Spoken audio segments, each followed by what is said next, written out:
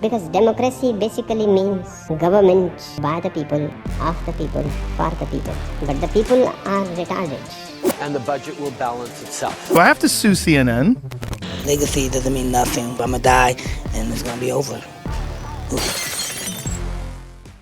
Welcome, it's Hargidius. So Steven Crowder let loose lately on apparently what he considers a top enemy of America, which is India and Indians. Never mind the Chinese, who have a policy of all their students and likely others to spy for them in America. Never mind they have researchers working at your universities who smuggle in biological agents to destroy your food supply, or that they caused COVID.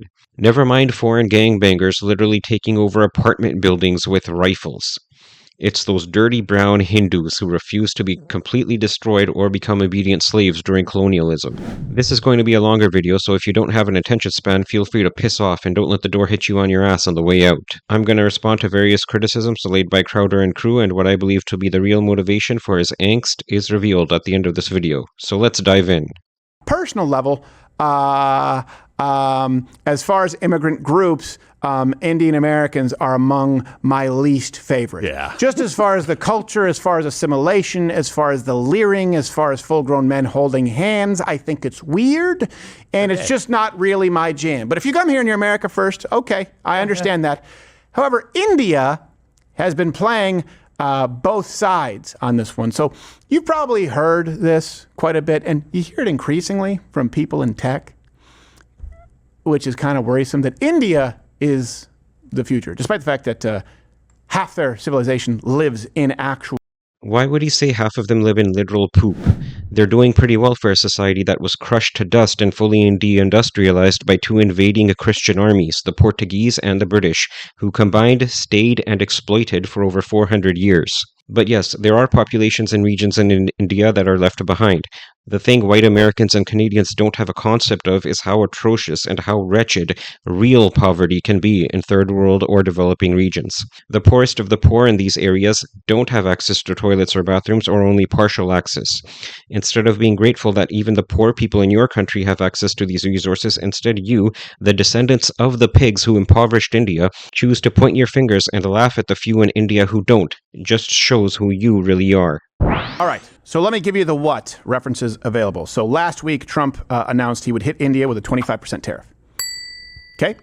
Good. Now, let me give you the why and a follow-up. Monday, President Trump announced even tougher measures, potentially greater tariffs. And he explained on Truth. He said, India is not only buying massive amounts of Russian oil, they are then, for much of the oil purchased, selling it in the open market for big profits.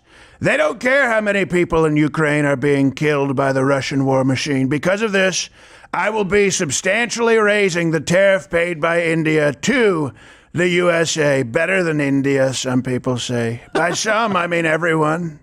Thank you for your attention to this matter, President DJT. And it's true. Well, excuse fucking me, Crowder. Anyone who can remember past the last 7 days, remember how before the election it was Ukraine who was the enemy of the right and Trump supporters? Zelensky was seen as treating America and Europe as a piggy bank and seen as selfish for not negotiating an end to the war. Remember that? Let's see how much aid America has given to Ukraine. Since Russia's invasion in February 2022, Ukraine has become by far the top recipient of U.S. foreign aid. This marks the first time that a European country has held the top spot since the Harry Truman administration directed vast sums to rebuilding the continent through the Marshall Plan after World War II. The U.S. Congress has voted through 5 bills that have provided Ukraine with aid since the war began, doing so most recently in April 2024. The total budget authority under these bills is $175 billion. Dozens of other countries, including most members of NATO and European Union, are also providing large aid packages to Ukraine. Yeah, so you remember that, right? But no, now we hump Ukraine and they're our friends. Key fact for you. Key fact number 1. It's true. India is buying a massive amount of Russian oil. Yeah. Let's personalize this. Your best friend, you find out, is supporting your worst enemy. Your best friend is buying meals and, I don't know, making a down payment on the house of the guy who your wife cheated on you with, right? Like, hey, India, you're a friend. No, you're not a friend. Why? Because you're buying huge amounts of oil from someone who is not an ally. And the left should be on board with this because they hate Russia more than any. Let's talk about total back and forth trade and not just oil purchase. Here in the chart you can see that China, which will have its tariffs reduced and who just received an extension on their tariff, did $240 billion in a trade with Russia last year. The EU, which is getting only 15% tariffs, did $100 billion in trade with Russia last year. And India only did $65 billion in trade. Let's not forget fourth place here, America still does over $5 billion in trade with Russia buying uranium and fertilizer products. Sounds like America needs a tariff as well. Crowder also shows that before the Ukraine invasion, India was buying less than 1% of its oil from Russia, and now it's like 40 to 50%. Yeah, well, that was actually at America and Europe's request, as explained by an Indian journalist here. Europe imposed sanctions on Russia. They decided to scale down oil purchases. Like I mentioned, maritime trade was stopped. Only pipelines were allowed. Naturally, this spooked the oil markets. They feared that Russian oil would be banned, that 9.5 million barrels a day would be cut off from the market. These fears drove up oil prices. It's simple economics. If the supply falls, the price will rise, because customers are still lining up to buy, but the product is running low. That is what happened to the oil market in 2022. Prices reached $137 per barrel. What did the West do? They did not sanction or ban Russian oil. Instead, they asked others to buy it. In this case, India. Before the war, we barely bought any Russian crude. It made up just 0.2% of our imports. But today, it stands at 36%. This was a good deal for India and the world. We got oil at discounts. The world got stable oil prices. In fact, the US actively encouraged India to do this. Listen to what Joe Biden's Treasury Secretary had said, and I'm quoting, "The United States is happy for India to continue buying as much Russian oil as it wants, including at prices above a G7 imposed price cap mechanism, if it steers clear of Western insurance, finance, and maritime services bound by the cap."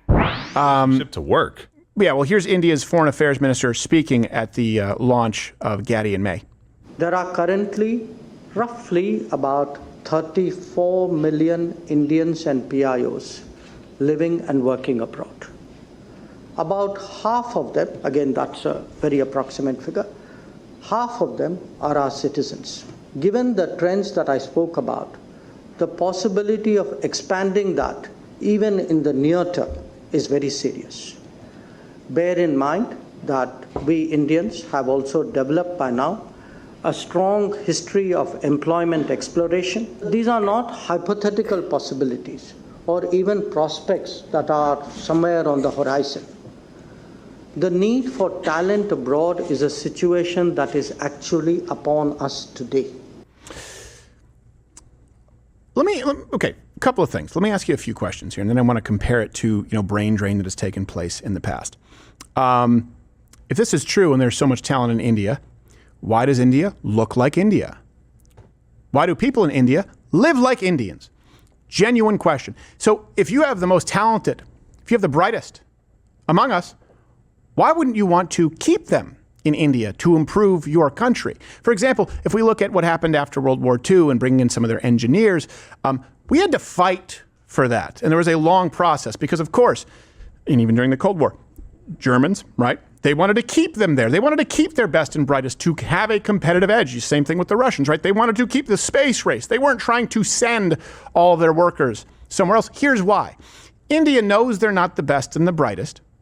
And India makes more money, here's their play, by having people come work in the United States through this entire sort of Ponzi scheme that they run and sending money back to India. That's a better play than them actually creating a livable country for their own people. They have no intentions of doing that. That is not what a growing, developing nation does. Let's send all of our best and brightest away.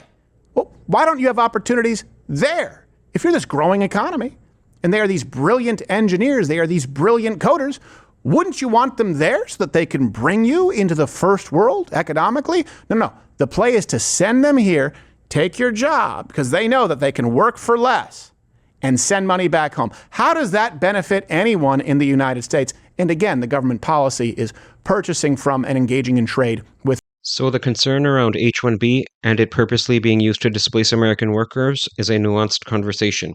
Here, Newsweek reports the H-1B has exploded in the past few decades. Around 400,000 visas were approved in 24, more than twice the number issued in 2000, with the majority of these being renewals of existing visas rather than new applications.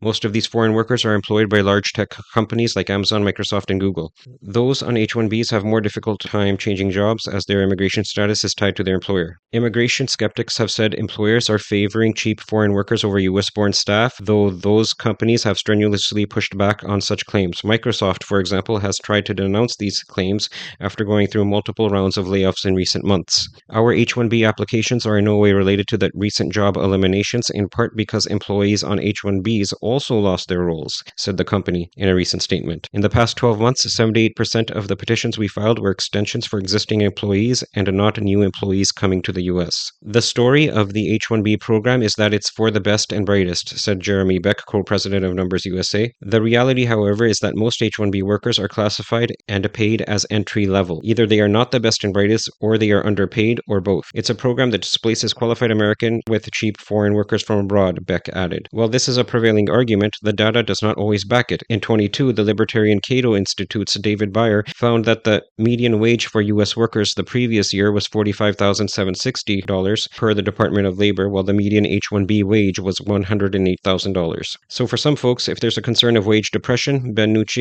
an immigration and compliance attorney at the law firm Snell and Wilmer, told Newsweek, hey, let's hire a bunch of foreign nationals and pay them peanuts, and it's the U.S. workers that want a decent wage. We've got prevailing wage requirements in the Department of Labor. So the new H-1B visas issued last year was about 110,700.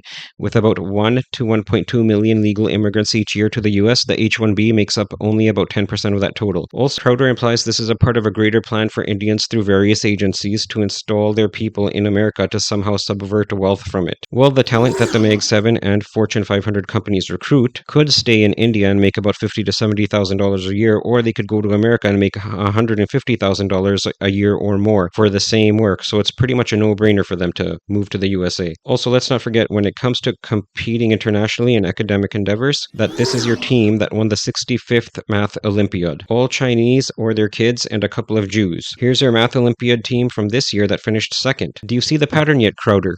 Do ya? Present to you another wrinkle here. The degree mills in India. And these are just the ones that we know of. So the degree mills, by the way, to give you an idea, they sold more than 36,000. They were caught fake degrees for would-be H-1B beneficiaries. So we caught 36,000 completely fake degrees. Jeez. And combine that with the fact that less than 2% of H-1Bs are checked for compliance on an annual basis. Oh, okay. So maybe it's not the best and the brightest. I'm sure there are some. It's a huge... Yes, here Crowder is correct. There is significant corruption in India, and there are fake credentials and scammers who are based there. Again, this happens within rich countries as well. Poor people are more prone to fraud and crime because they can see that as their way to get ahead. Fortunately, you now have an intelligent administration in America to oversee this matter, as we've seen lately with the Trump administration not hesitating to challenge Harvard and even cut their ability to issue visas. Run or in part owned by the Communist Chinese Party so that they could avoid tariffs. So this comes from that survey. It says, as the U.S. and Europe shift their immediate sourcing away from China, it is more effective to have Chinese companies invest in India and then export the products to these markets rather than importing from China, adding minimal value, and then re-exporting them. So it's that seems right there. You're reading, like, it seems like they're trying to avoid tariffs. But, all right, that would suck. But have we seen any damage in practice? Yep. Look no further than professional gay Tim Cook, where here's a headline, right? A majority of U.S. sold iPhones are made in India. Well, just like in trade deal after deal, the terms dictate hundreds of billions of dollars of investment inside of the USA. You expect India to close its doors to foreign investment just to ride your dick tip? Ninja, please. Here in an article by foreignpolicy.com, at the end of February, the Trump administration decided to exempt $397 million in security assistance to Pakistan from its massive foreign aid cuts. The funds will be allocated to a program that monitors Pakistan US-made F-16 fighter jets to make sure that they are used for counterterrorism and not for action against India. But it makes sense from the Trump administration's perspective. Just days after news broke about the F-16 monitoring program in March, Trump delivered a joint address to Congress in which he thanked Pakistan for helping the United States to capture capture an Islamic State militant involved in an attack that killed US troops in Kabul during the 2021 military withdrawal. So in exchange for some token assistance and populated by people who hate America, Pakistan still gets at least $397 million this year in direct assistance after sponsoring brutal and deadly terrorist attacks against India in Pahalgam, Kashmir. Now there is a partnership with Pakistan to develop its oil. Post on his platform, Truth Social, Trump revealed a trade deal, calling it a major opportunity for both countries. As part of this growing partnership, Pakistan is expected to receive its first shipment of US crude oil as early as October of 2025. In fact, Washington has also revised its tariff for Pakistan, reducing them from 29% to 9%. America just set up Pakistan to both directly and through its terrorist network to keep attacking and killing dozens, if not hundreds, of people in India for the next 10 years easy, and you want blind loyalty? Yeah, idiots. Here's the thing. You think what we've said is racist? That woman who comes from a caste system, ask her about the poor neighborhood around her, what she thinks of those Indians. Well, she's mad that we're going there. Yeah. No, don't show the shitty people. Right, exactly. We have lots of shitty people. We hate them too. We're different from them by birthright. Okay? That's a caste system. I was born better. They were born there. That's why we don't help them. That's also the thing, too. There is no class mobility in India. For as much as they bitch about the income inequality here. Well, yeah, and it's a problem if that's, by the way, exacerbated by government policy like COVID. I don't have as big of a problem with inequality in income as I do poverty. And in India, it's poverty. And you know what they do to help those people in poverty? Nothing. Yeah. Nothing, Also, because it's seen as a birthright. You're born poor, you stay poor. You're born wealthy, oh, well, that's just, it's the bloodline.